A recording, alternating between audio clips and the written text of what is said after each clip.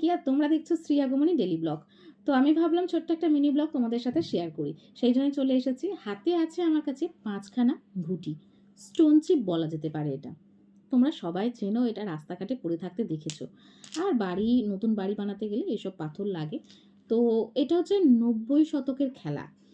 খেলাটার নাম কি সেটা আমি বলবো না, তোমরা যদি জেনে থাকো সেটা কিন্তু অবশ্যই কমেন্ট করে জানিও। তো চলো খেলাটা কিভাবে খেলতে হয় সেটা তোমাদেরকে আজকে দেখিয়ে দিই।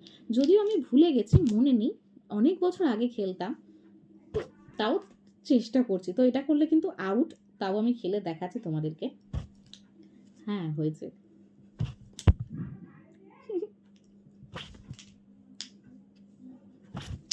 হয়েছে। আরেকবার, হ্যাঁ, ওকে।